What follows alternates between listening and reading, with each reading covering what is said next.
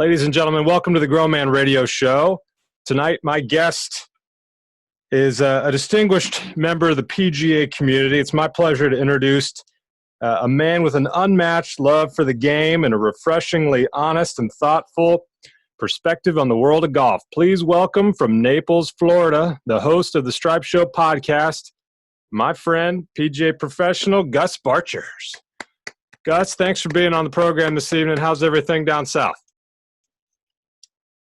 It's been pretty good. Season has come to a pretty drastic conclusion here with COVID-19, and so we're just getting ready for next season and getting some more time off, doing a lot of fishing, so really exploring the rest of what Naples has to offer outside of the golf course. What are you catching? It's pretty cool here. They got a lot of invasive species. So there's a bunch of peacock bass down here in the canals. You got a ton of largemouth. The freshwater is extensive. You can go anywhere. And then the saltwater bite apparently right now is like extremely good. So yeah, it's been fun kind of stepping off the golf course and doing other things. You using a fly rod or are you using just normal rod and reel? Species. So there's a bunch of peacock, full on power fishing. Just medium heavy rod, bait casters, and crankbaits. Any tips for people out there trying to avoid birds nesting a bait caster? Yeah, well, first off, you have to get a good bait caster, for one. I think if you get a shitty bait caster, then all of a sudden all of those problems are going to become more apparent. And then the second thing you got to do is I like to fish braided line. I think a lot of people might put like fluoro or monofilament on, and for whatever reason, I like the braided line. You can fish heavier cover. It's been pretty nice. So I would say fish a good line, heavier, thick braid, like a 40-pound braid, and you'll have very few backlashes, that kind of thing. And you just got to get the right size. You just have to have a couple different setups. You can't have a single, or you have to be really good with changing the brakes. But the first thing you do when you get a bait caster out and you put it on your rod, the first thing you do is you hold the rod at a 45-degree angle, and you spool it, and then you put whatever lure or hard bait or whatever you're going to put on the end of it, and at a 45-degree angle, you start to let it fall. If it doesn't fall at all, then you need to loosen your spool brake, and if it falls very quickly, then you need to tighten it up. So you want it to be a nice, like, steady fall, and that'll give you the best chance at, learning the skill of bait casting without bird's nest in every other cast. So is what you said about the spool? No, I love it. What you talk about with the spool, is that the same thing as drag, or is there a different lever for drag? Well, you have a brake. There's two things, like you basically, you can increase the drag, but there's actually in a bait caster, there's two different little knobs. One's for drag, increasing the drag, and then one's for the drag essentially is how much force can you pull the spool when it's in a position to not spin freely, right? But when it is in a position to spin freely, there's a lot of different ways to like have brakes. There could be like a centrifugal braking system, or there could just be, like I said, you don't have to spend a boatload, but I think you have to spend at least like $80 on a bait caster to get a good one. And what's the advantage of a bait caster? Is it like playing a blade in a golf club? You get a little more feel. Kind of. It kind of is. It's kind of that. Well, you're obviously you're going to throw it further, so you can cover more water and you can cover it faster, So like on let's say, for example, like any spinning reel, like you could retrieve the lure at, let's say, like 13 inches to 14 inches per revolution of the handle. Well, with a bait caster, you can retrieve it. They make some that'll go from 26 inches all the way up to like 34 inches. So you can recover a lot more line a lot faster, and you cover more water. So it's pretty cool. I'm enjoying it. Last question. Do you got to put a steel leader on there because they got fish with scary sharp teeth, or is it just the braided line? Well, most people, if you're going to fish braid, most people, and like, I guess I'll put it this way, the pros are going to take the braided line and then they're going to tie it to like a, however long leader of monofilament. So they'll get the best of the best. They'll get the strong, non-memory braided line, and then they'll get the monofilament at the end. So they get the best of both worlds. But no leaders. But you might have to do that, like if you were going to go saltwater fishing. But for the most part, I do not do that. I don't have enough time, and I don't have a boat. Roger that. Yes, your time is very valuable as a PGA professional, and really the reason I wanted to bring you in is because I respect your perspective on the game of golf. I feel like you've always got your finger on the pulse, and I wanted to talk to you about your impressions of these two sort of matches, the first of which happened at Seminole Golf Club between Rory McIlroy, Matthew Wolff, Dustin Johnson, and Ricky Fowler. The four of them were walking, and I just wanted to see what you thought about that event and just get your sense of how that went. Yeah, so I mean, what do you think, bro? How you been? You been doing okay? Everything's been good here. I'm trying to get the 1L studios up and going thanks to your recommendation a while back that you're like, hey, Clay, basically what you're doing is creating a media company. I was like, what do you mean by that? And then I got to thinking about it, and I'm like, oh, he's actually right. So now I'm trying to create a weekly schedule, do Grown Man Radio on Thursdays. I'm trying to do Quarantine Tonight on Mondays. Tuesday Tipperooskies on Tuesdays. I got a new wireless mic that I'm really excited about. It'll be able to have a much cooler content on the golf course. I'll be able to be really far away, up to 200 feet away from my push cart. So and it'll still sound as clear as this. So I'm excited to do that. So I thank you for the inspiration to get 1L Studios up and running. But I was looking for guests. Yeah, I thought it was a clever name and clever little logo you got there. I appreciated that. But yeah, I think it's good, but I think that's essentially what you're doing.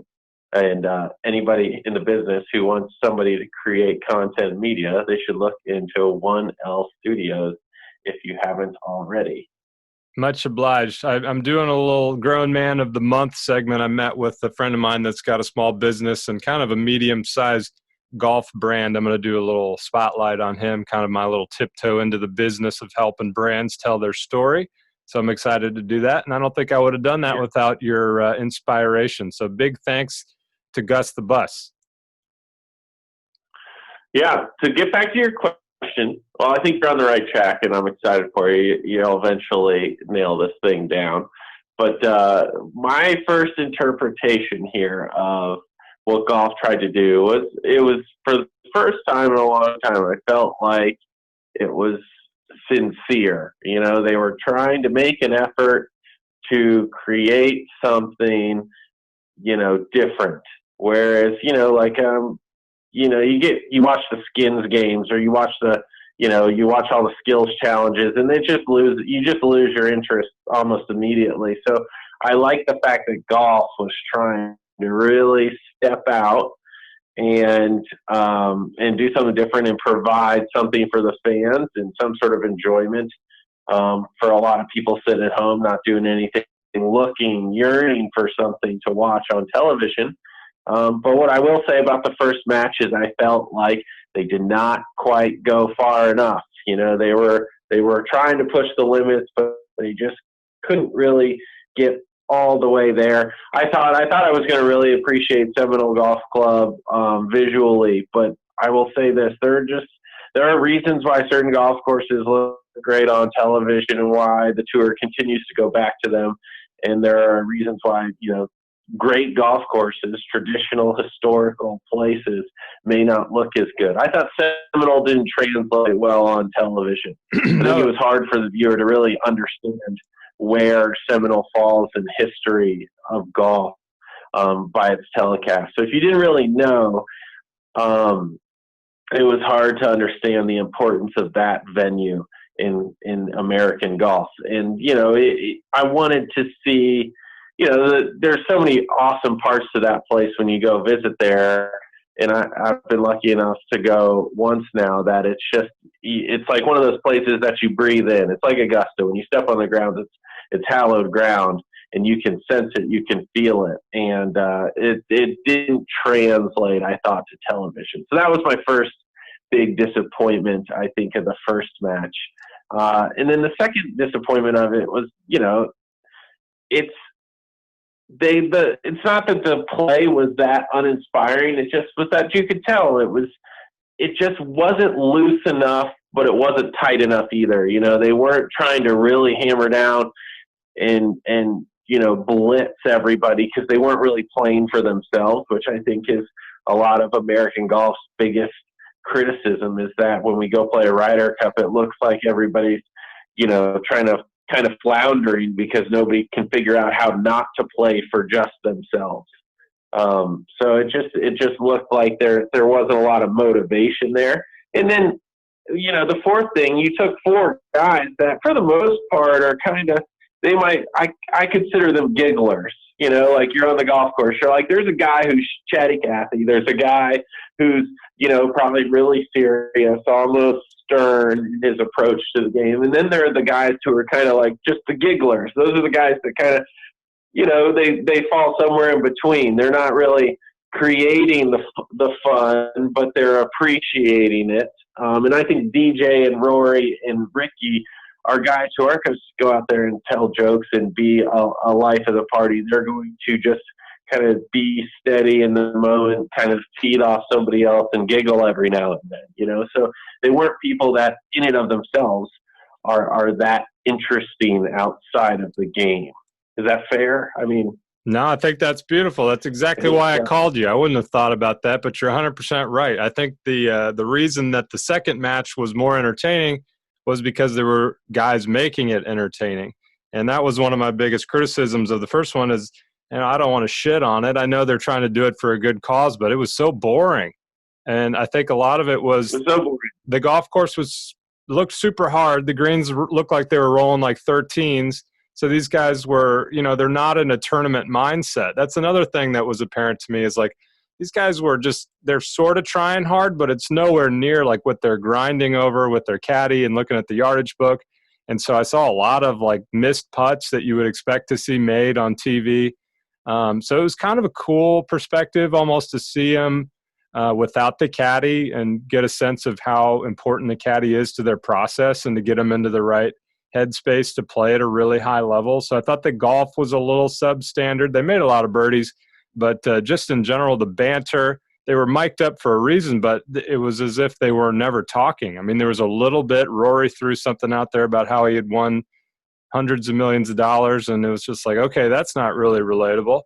And right.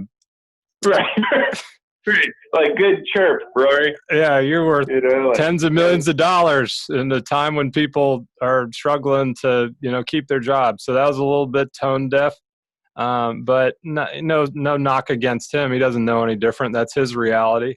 But I was watching and just a little bit bored on the first one. I agree that the telecast didn't do the golf course justice. Just real quick, diving back into your time at Seminole, you had a chance to interview the head pro there, Bob Ford, on your podcast. What is it about that place that makes it such a hallowed ground? And for the non-super golf nerd, what are some of the highlights of Seminole and the history of American golf?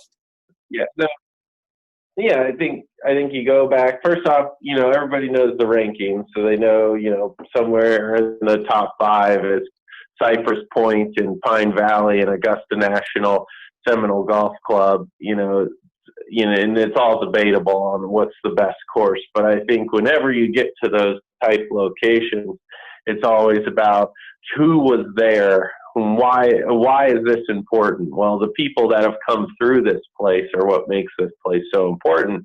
In Seminole, you show up to it, and it's this big long drive kind of down the side of the property there, the small, simple gatehouse, and you pull up, and there's this really old clubhouse, and you go around, and it's this really thick gravel driveway, and there it is, like the big Seminole statue. It's iconic. and you haven't seen anybody yet, and you pull around, and it's like that big, it's like a loud driveway. You pull it, and you hear the gravel sort of crunching. Gravel. It's like you're at like Pablo Escobar's house. Say it again? It's like you're pulling up to Pablo Escobar's house. You got like crushed gravel, and it's just crunching. Yeah, exactly. Yeah, no, it has some, it's a pink building. It's wild. It's in its layout. And you go up, you show up on the base floor, and then to actually get to the rest of the facility, you walk up the stairs, like a flight of 20 stairs, and they're a big wide staircase and big wide handrails, and you walk up, and you basically walk up into the courtyard of this building, and it's like this garden. You see the pool, obviously, and the pool is hysterical because the joke is that no one has ever gone in the pool at Seminole. It's like, even though you're a member, you've never gone swimming. So that's interesting. When I was there with Bob, he's like, no, people use it. He goes, they just use it when in the summer. They don't use it during golf season. And you walk into the locker room. The locker room is like filled with this like Peking cypress, and it's just this beautiful constructed, locker room where every club champion's there in like golden paint that's hand drawn. The locker rooms are all like from the 19 whatever, they're original, and everything's just so original. Everything's old school. The carpet's the same, and it's just so. They have this one room in the clubhouse called the Bird's Nest. And it's just this room. I guess it used to be like an open air lanai that they since screened in. So it's kind of like this cage. So I'm sorry, not the Bird's Nest, the Bird's Cage. They call it the Bird Cage. And it's the only location in the entire clubhouse where there's a television. And the television is like this television you would see in like a Motel 6. It's like 30 inches wide. It's like up in the corner. And they have it on. It's the only location where you could watch the Masters if you're at Seminole Golf Club during April, And he goes, yeah, most people don't even watch it. And I love that part about it. When you go to Seminole, you show up to play golf, period. Have lunch and play golf, and that's all there is to it. But you look on the walls, and it's like the Eisenhowers and the Rockefellers, and it's just these moguls of American history and industry and entertainment, and you just see it. It's all right there in front of you, and they've done an amazing job of essentially displaying their heritage and showing it. So if you're lucky enough to go and meet Bob Ford and go to the facility, it is like one of those places where you're like, it's really, really cool. So, and on top of all that, it's arguably the best routed golf course ever created. So, you put all those things together, and you have a really special place. And so I was lucky enough to go do that and see that. And I thought with all of that being the case, that it would show better. And keep in mind, it happened, that happened really late in season. So you're seeing a really kind of browned out track, and it's meant to play hard and fast, and we know the golf courses that look great on television. You think of the Waste Management, you think of all those like emerald green golf courses with like crystal white sand, and those are the colors that pop on television. Brown isn't that sexy of a color, but that's how that place looks at that time of year, and that's how they want it to look. So it's just it was hard to encapsulate, I think, all of that beauty, inherent beauty, through a television screen. So I think the venue, I wanted the venue to really showcase, and it kind of didn't. And then I thought all the players out there, it was just boring. That was at the end of the day. It was like you were watching college golf. You were watching like qualifying for a college golf team with all of them carrying. Yes. It didn't have all the gravitas that you want it to have. That's a great line there. It was like college qualifying. Some random questions I have back to the clubhouse. Was there ice in the urinals? Oh my God. I didn't actually, I don't think I went to the bathroom when I was there. I think that's a But, signature of ultra fancy locker rooms. You got to have the locker room attendant that scoops the ice into the urinal. Then you get to pee on it and create a little ice cave. I will say, I think the urinals did go they were like the full body length urinals. With the constant water flow. They were like, like the urinal cake is like all the way down on the ground, but the urinal goes all the way up the wall, like 5 feet. Like I think they have them at Sea Island too. So that's what I'm talking about. But it's pretty cool. The golf shop's down in this whole, it's where golf shops used to be, but it opens up and you walk out of it and you're like, pretty epic place to go play golf for sure. How about the overall vibe of the place? Is it one of those places that's so fancy that it's relaxed, or is it so fancy that it's not relaxed? Well, I mean, keep in mind, I went there after their season had technically ended. So, I mean, there was nobody playing, on the golf course at that time. It was me, Bob Ford, a couple people on admin, and, the maintenance crew. I mean, that was the only people on the property. So it was hard to tell all the vibes there. But I would say if you respect the game, then it might feel pretty laid back. But I think you could feel, if you are out there to be the show yourself, to be the spotlight or feel like the spotlight's on you instead of like the game, then I could see that place kind of like hammering you down a little bit. So if I pull up to the first tee with a Bluetooth speaker playing Old Town Road, am I going to be escorted off property? I think I don't think you're going to get to the first tee with a speaker. But if you got that far with a speaker, I think somebody would say, like, maybe not the place, bro. Okay. Next question. Why do you think they had it there? I think it was obviously, I think it had everything to do with controlling the amount of people. It was really simple for them to control. It's a single access location. So, if they close down the gate after they let 50 people in, they can really kind of wall off that property. It's hard, there's a big busy road that it's on, that it's back a ways from, but it's really simple to say, like, we're only going to have 20 people here and that's it. Whereas another venue would have had a hard time keeping, I guess, control of it. And at the end of the day, I think they still were rather worried about coronavirus and that kind of thing. So I think it was a location that they could really control and just had, basically that, they didn't have to worry about a lot of other outside entities. And you got 4 pretty prestigious players there, so you could do it with the least amount of staff possible. You could sort of facilitate that.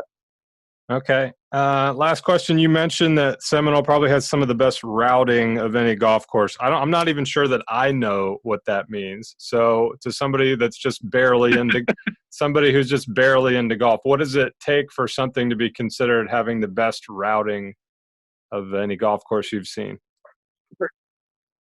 For example, like, terrible routing is kind of like, imagine starting a golf course on a par 3 or finishing with a par 3. East Lake's a great golf course that technically finishes with a par 3, but they flip the 9s, and I think that makes for great television. But, great routing, I think, is characteristically described as, the holes, the par 5s, where they fall in during the round, where the par 3s fall, and how would this relate to a match-like situation? If you're one down with 3 holes to play, and you have, a 200-yard par 3 and a 480-yard par 4, and then, a 550-yard par 5 to finish. You have to play some pretty great golf coming down the stretch to close a match out. And I think great golf courses ramp up into a crescendo of wow, this is spectacular, or wow, what a great hole, in golf courses that aren't well routed, and it's not everyone's fault. Keep in mind, you're dealing with a piece of property. But what's interesting about Seminole is it's one big square. So it's like, that's how they used to build golf courses. They'd have a plot of land, and they'd build the 18 holes within that plot. And now they kind of stretch through communities and go through, and they try to incorporate these things. But, to me, a bad round of golf course is when you play the best hole and it's number 5, and it just gets worse and worse and worse to the finish. So I think it's about where it falls on the card, how it relates to a match-like situation, and then, how that golf course builds in its ability to create a great experience. Beautifully said. Okay, moving on to match number 2 at the Medalist Club. We had a little bit more Hollywood going on for this one. Was Tiger Woods and Peyton Manning versus Phill Mickelson and Tom Brady. And the weather didn't cooperate, but they seem to have gotten much more entertaining footage in despite the weather. What were your takes on that? I mean, it's no comparison, right? We can all appreciate what they did. For the first time in a long time, we've watched Fox do a U.S. Open, and we thought to ourselves, not the way we want to watch a golf tournament. And we watch CBS, and we say, probably the cleanest cut golf programming you can create. And they've had a lot of practice doing it, so they know what the viewer wants, and they do a good job with it. And then you get TNT over here for the first time, I guess, ever in the golf game, and they hit it out. They hit it out of the park. They brought in, first off, they have the Tom Brady and the Peyton Manning. So already, one of those two is going to hit it in a way where the public is going to enjoy watching how bad they hit it. And Tom Brady fulfilled our greatest dreams. Essentially, every 15 handicapper across America said, oh my God, I could beat the brakes off Tom Brady. And that is what kept them watching. You're like, I could beat a world champion. That was fun for everybody. And then you have Tiger, who probably hit the driver the best I've ever seen him hit it in that match, which made me laugh. And they just gave the players room to talk. And I thought the idea of putting Justin Thomas in a headset, like, it just made me laugh so much just to see him in a headset, because he looked so comfortable doing it. And he was of the right stature in the golf world to where he could apply some ribbing. He wasn't Trevor Immelman, who's like, oh, Tiger, nice shot. Like, this is Justin Thomas. Justin, when he gets it going, is pretty tough to beat. And, and you had Phill. So you had all these foils. And I think what I learned the most out of watching that is that I think golf professionals, it's been proven, golf professionals are the best bullshitters to walk the earth. I mean, listening to Phill just chat all day just made me laugh. Like, Tom Brady and Peyton Manning couldn't even, they think they trash talk on the field in the NFL, and it's like they come with Phill, and Phill is just wearing them out. And it was just, it was entertaining from the get-go. The carts were hysterical, watching them all drive in circles, just like members, what happened to the 90-degree rule? Not a thing. And even watching them all in rain suits, and Tom Brady spraying it everywhere, and so it just made for, it was a much better spectacle. And to have Charles Barkley and Justin Thomas and these guys outside of the golf world being able to chirp it, it was like a live Twitter feed for everybody. It was pretty good. Yeah, back to Justin Thomas, and part of what felt cool about that to me is, like, he wanted to be out there. It's not like they threw him $10 million and they're like, hey, go commentate on that. I bet they didn't even pay him. No, there's no way they paid him. And he was like, hell yeah, I'll go put on a headset. This sounds hysterical. I mean, it was just, if anything, if they were ever to do it again, I think if they put Bubba Watson in the tower with a headset, and they put Justin Thomas out there walking with the group, and then they just put some like John Daly, just give him a microphone. I mean, honestly, there's a couple of moments where everybody, I'm sure, cringed and was like, "I'm surprised he said that." But that's what made it fun. It was the first time where golf was kind of shown in a fun light, I thought, on a national television scale. Do you think the folks at CBS looked at that and were able to take anything into the more sterilized broadcast when things returned back to normal, or do you feel like those are two separate animals?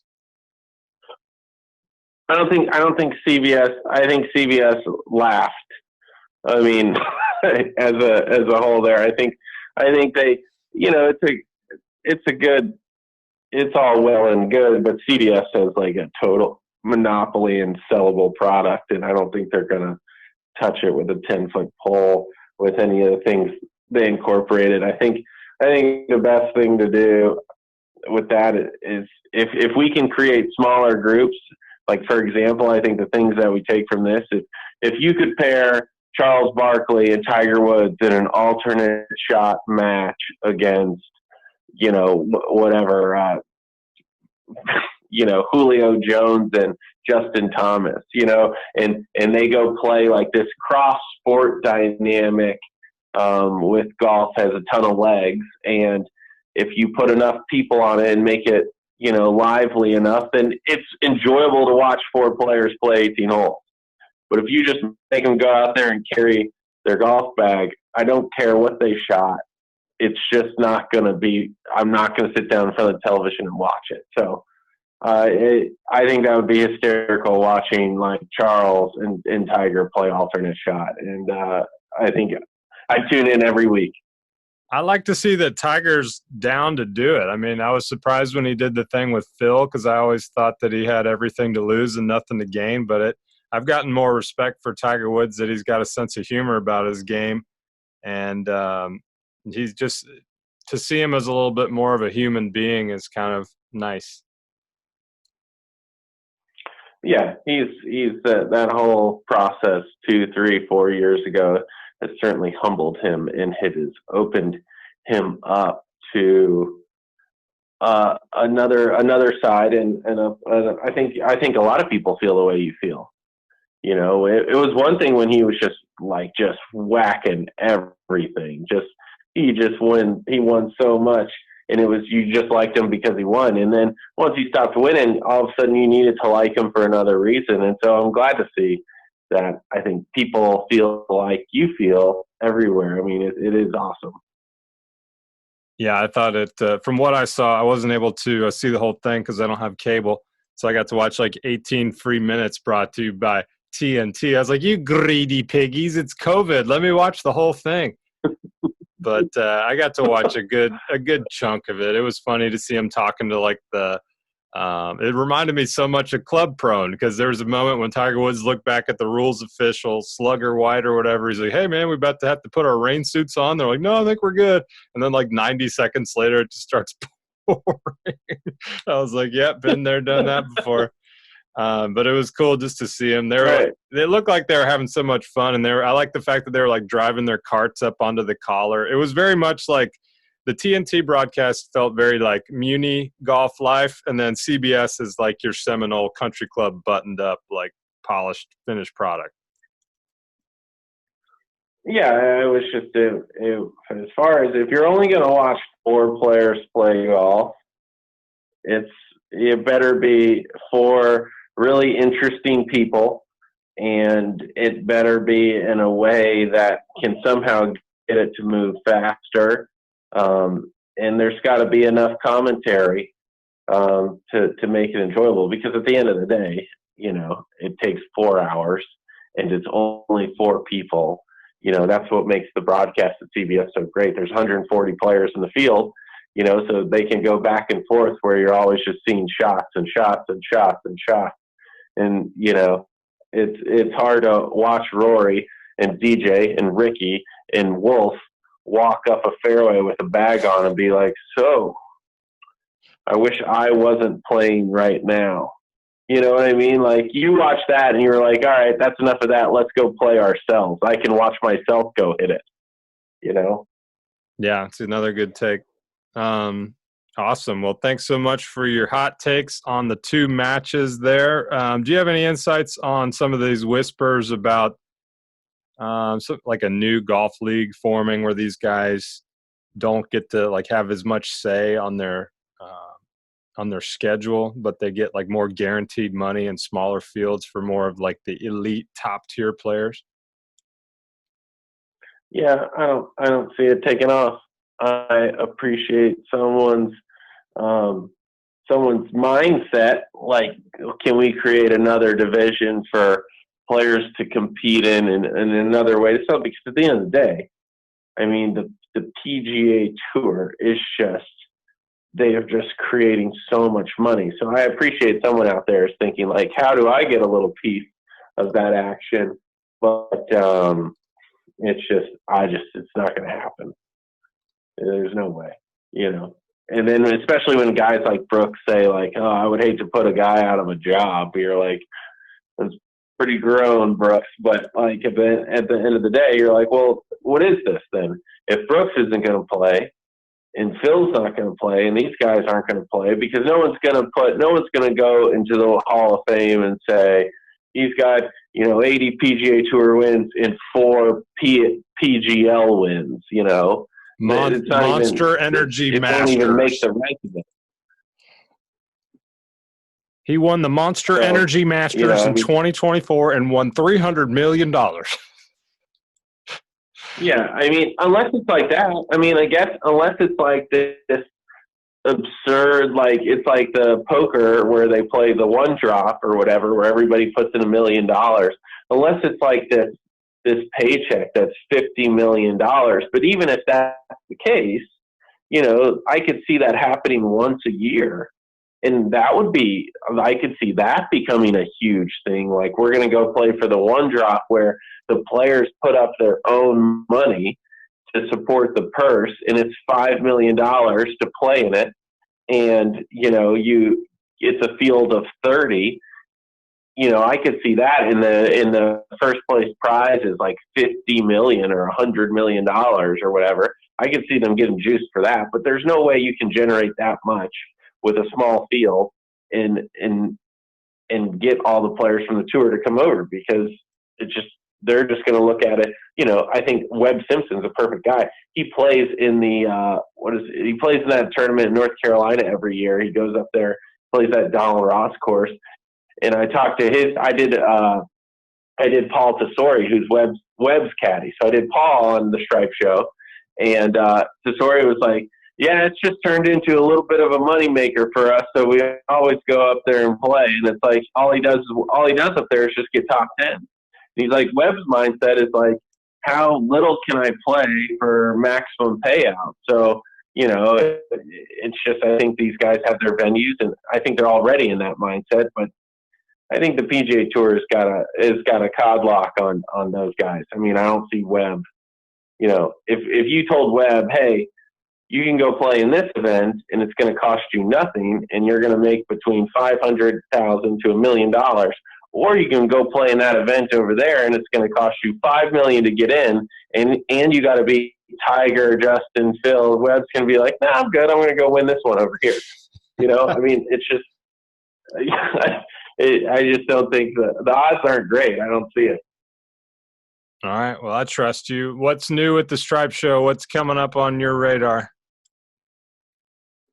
I'm going to send out, I did a podcast with Steve Melnick a little while ago, and it's probably one of my favorite pods. And so I'm going to send that, I'm going to post that and get that out there on the interweb. I mean, Steve won the British AM and the US AM and the NCAA Division I college national championship all in the same summer. So he's played in the Masters, and he's sort of a staple to Southeastern golf. And he went to Florida. So, I met him. He's a member up at Timuquana. So we did a really cool show up at Brunswick Country Club in the locker room there. And I'm looking forward to posting that one. And then I did a pod yesterday, actually, with this kid, young PGA kid. His name's Thor Parrish. And you can find him at thorthecoach.com. But he's doing a really cool program. He's really into CrossFit. He's just like you'd imagine. He's like 6'4". He's built he's massive, and he's got this like blonde hair and blue eyes. And you're like, yep, you look like a Thor. And he's just doing this Play for Life program. And I think he loves the game, but I think he has a really good understanding of how the body works.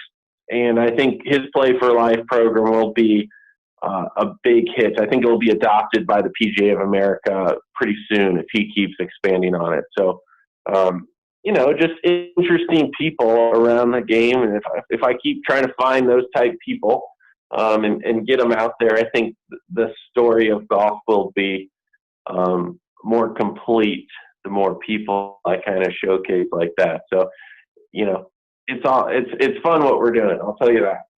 It is cool. I respect you a lot for what you're doing. I like your niche. I think it's one that needs to be filled, and you're doing a good job of talking to interesting folks in the business. I really enjoyed your episode with Brian Golf. I thought he was a thoughtful, very open fellow that really had something to say for folks that are trying to build their brand on social media, because he's sort of like the master of that in the golf world right now in terms of being self-made.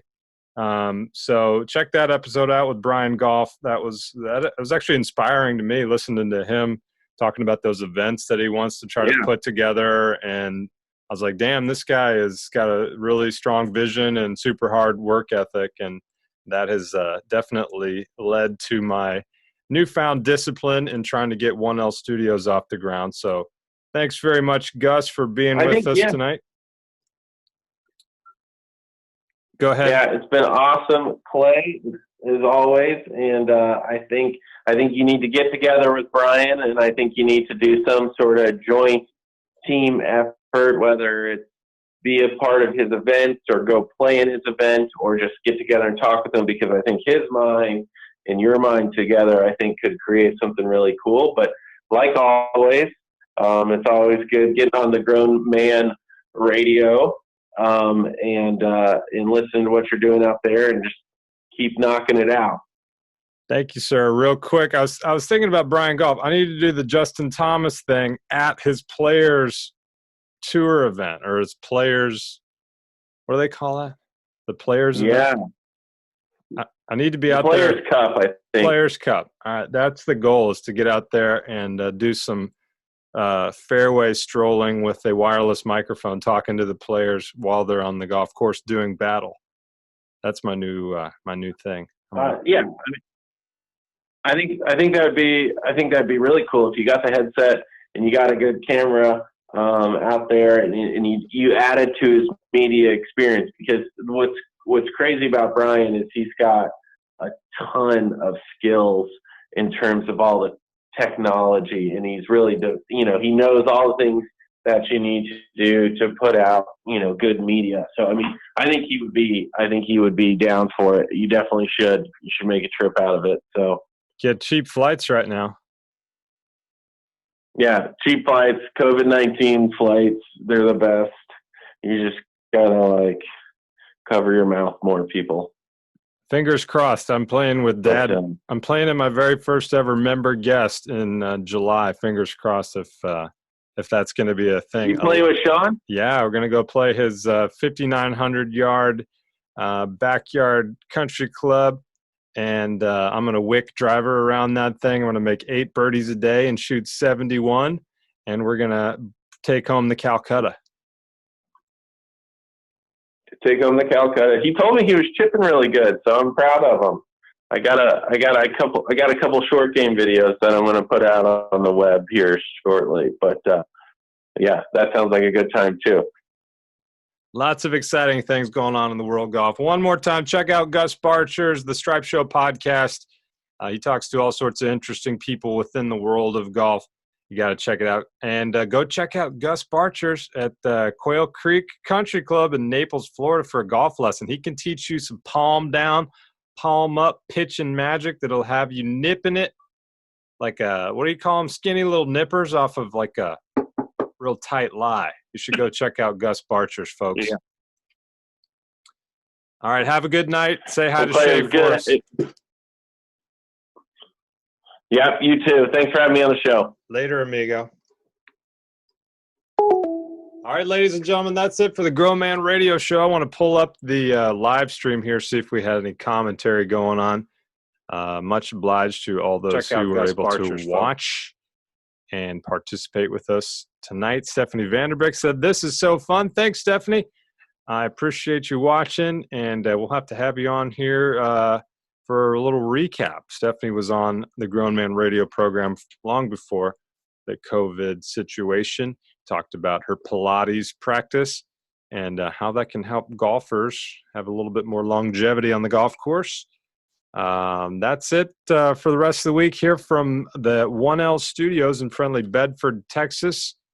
Look forward to having another episode of Quarantine Tonight on Monday, Tuesday Tipperooski's on Tuesday, and another episode of Grown Man Radio on Thursday. Hope everybody has a great week, and we'll talk to you soon. Well, I'm a grown man, and what do you know? It's the Grown Man Radio Show. I'm a grown man, and what do you know? It's the Grown Man Radio